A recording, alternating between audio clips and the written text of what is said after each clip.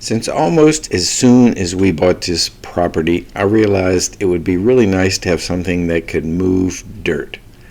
The first project I did was with a rental track hoe.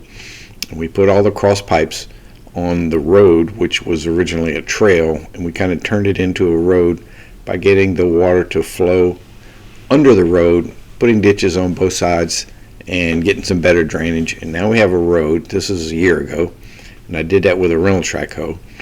And then I made a bunch of trails with the rental track hoe, and it was summertime, so everything was lovely. And then fall and winter came, all my trails went underwater, or a lot of them did. About the same time, I replaced a collapsing corrugated pipe which went under the road with this steel vessel, probably is what it is. And this diameter is 24, and the corrugated was much bigger, so when I dropped it in the hole, I needed a lot of fill, and I didn't have a way to get it. I had to dig with the track hoe bucket and push with the track hoe blade a long ways, very inefficient, and it's dawning on me about now that I need a way to move dirt. Now about this time, Colin bought the little John Deere tractor, and it could move dirt with the bucket. It is a small to medium sized tractor. It doesn't move a huge amount of dirt, although it is on tires, which is an advantage. It can roll up and down the road all day, every day without really wearing the machine out.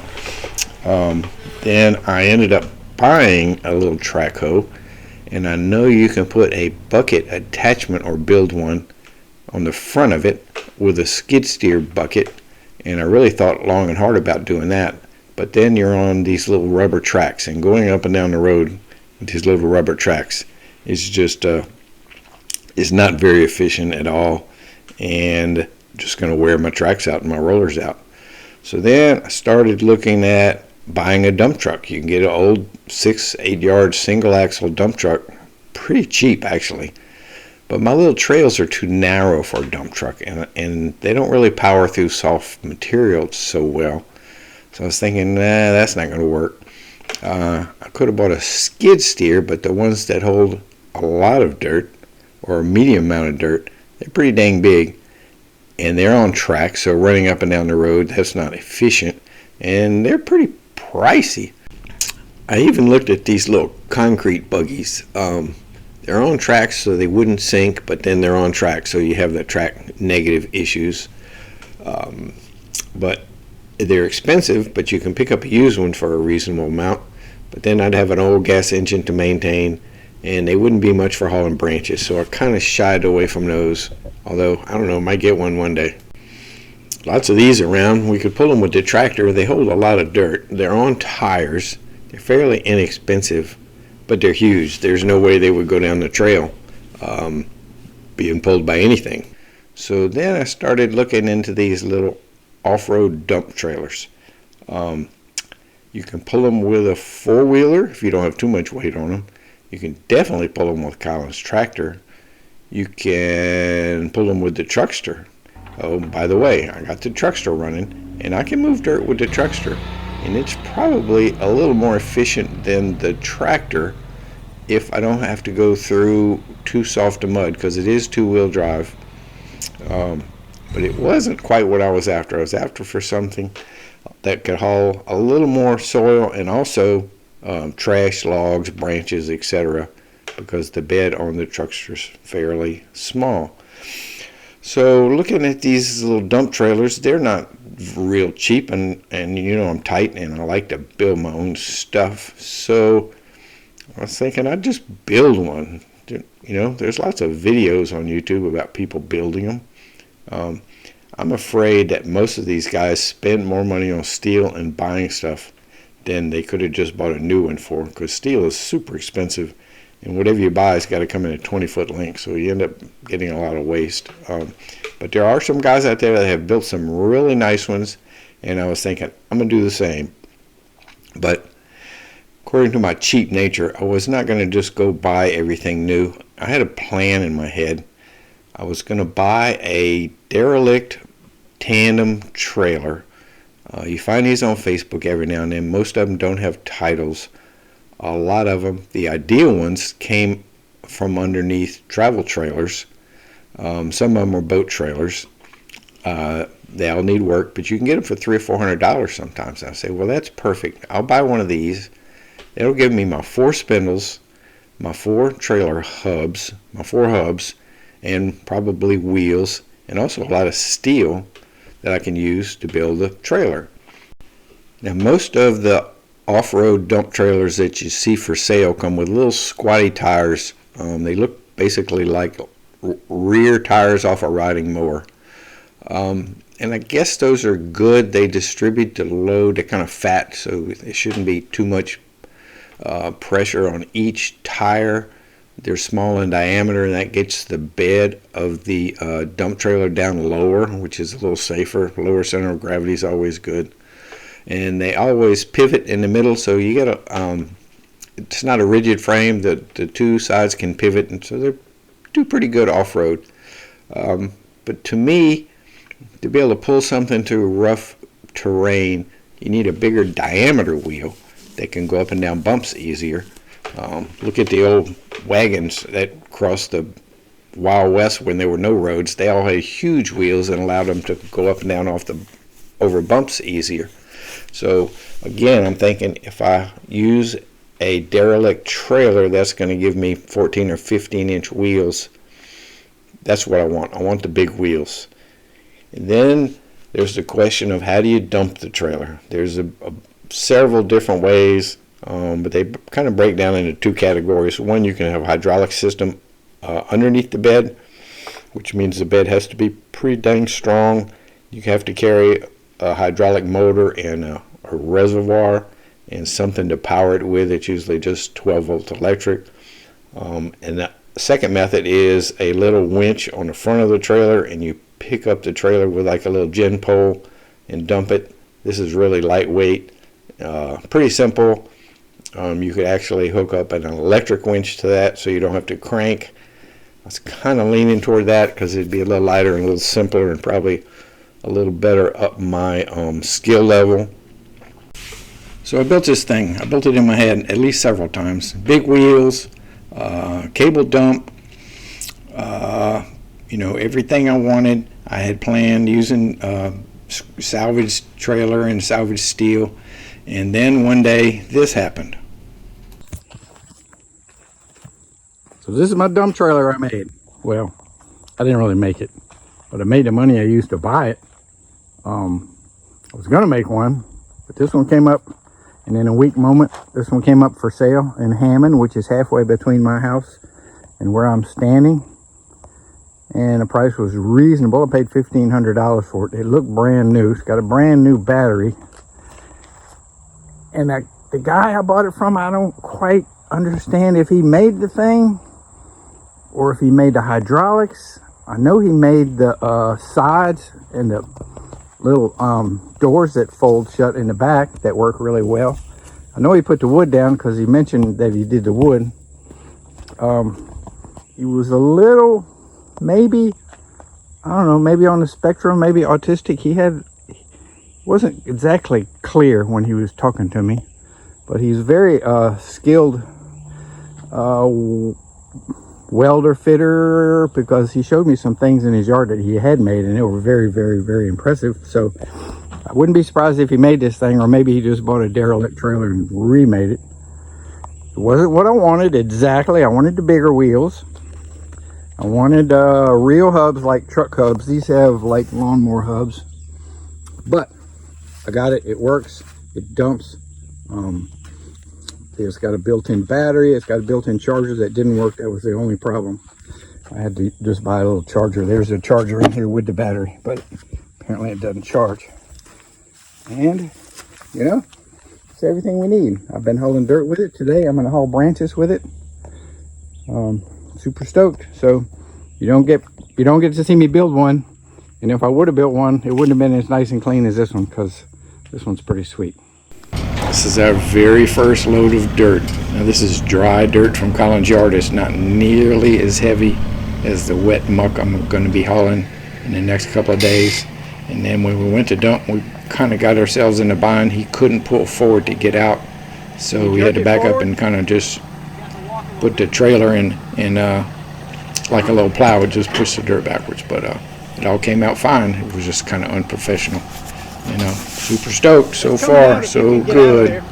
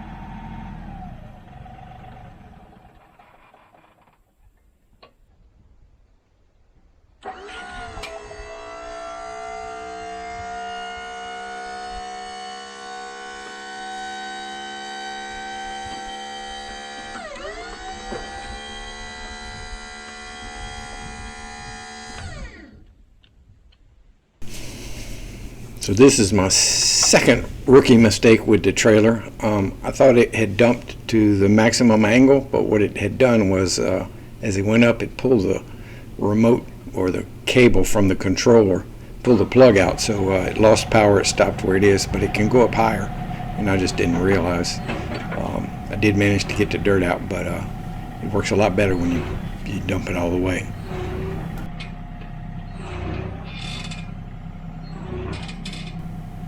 Now the tongue weight on here is surprisingly heavy. I guess the trailer's a little nose heavy, and then you add the hydraulic power pack and the reservoir, and then you add a battery up there, and pretty heavy. So if you had this on the back of a four-wheeler, I don't think you could like horse it around like I'm doing. The tractor does great. I don't think my truckster could yank it around like this. So I don't know. I kind of like pulling it with the tractor, and the turning radius of the tractor is really small, except for the big bucket up front. It'll get you into trouble on the trail sometimes when you're trying to turn sharply between the back of the grader box and the front of the bucket. It's a pretty long thing, in spite of how sharp the front wheels will turn.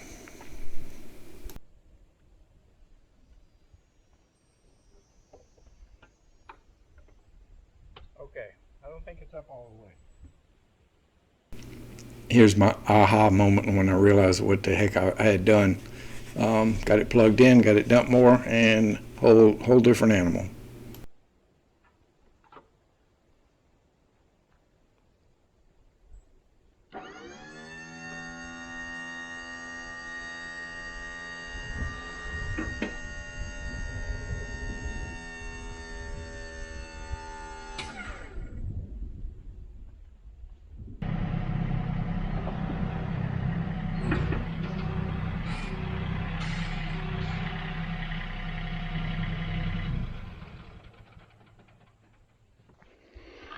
Okay, so when I was raising it, the cord pulled out, the little plug-in push button thing, and I didn't notice, and I thought it maxed out on the left, but it hadn't. So man, this is good. If I bring that much each time, it's gonna make a dent.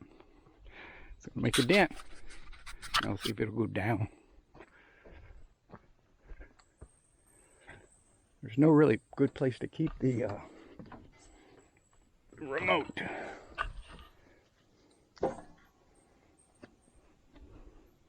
It's going down. Look, it sounds, I think it's a gravity down. See, this thing, all this stuff looks brand new. I think this guy made this trailer. Pretty happy with it so far.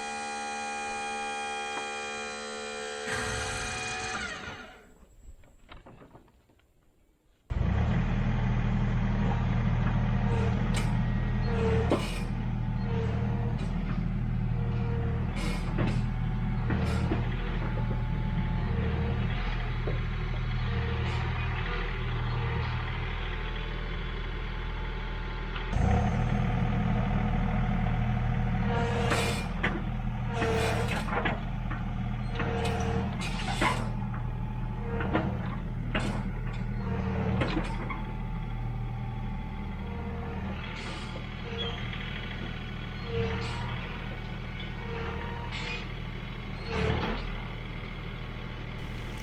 I made a couple of empty dumps when I was at the guy's house. I made a couple of empty dumps when I was at David's house. And I made an empty dump when we hooked it up to the trailer. And then I've dumped 6 full loads of dirt, and the battery is down.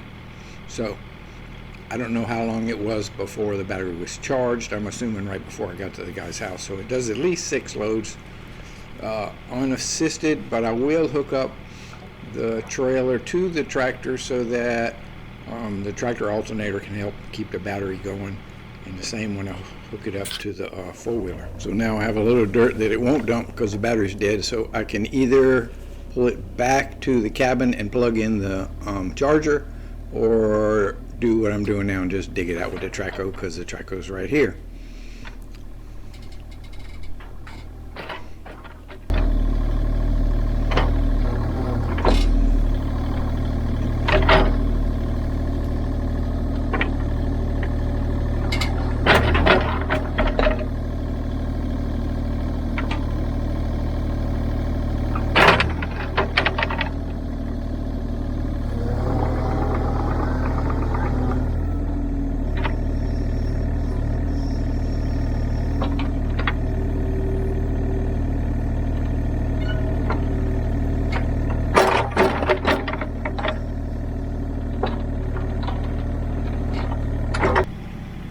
And the next day, battery's charged up, and I'm hauling mostly Chinese privet, but assorted leafy debris. Of course, it has no trouble picking this up because it doesn't weigh anything. And the same way, you pick it up all the way, and you have to drive out from under the load, because most of these trailers, when they're fully dumped, the back of the trailer is almost at ground level, so I don't think any of them will empty themselves without pulling forward. It's not like a dump truck where the back of the bed is 4.5 feet off the ground when it's in the raised position. So they always need a little bit of help.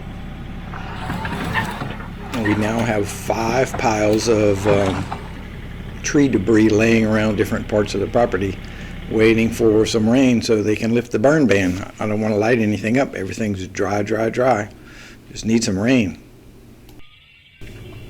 So the little valve that controls the descent, I can see it, I know what it does, and maybe if I get a bigger one, or one with a bigger orifice, maybe it'll lower quicker.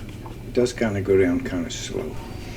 So this little trailer is everything I said I didn't want, pretty much, and I couldn't be happier. So I don't know, just goes to show you can certainly overthink things, and you can think you know but you don't know. But anyway, it's a simple little trailer. I don't envision having any issues with it that I can't take care of. If I bend a wheel, I can replace a wheel. If I puncture a tire, I can puncture a tire. The hydraulics looks pretty simple, but looks pretty bulletproof also.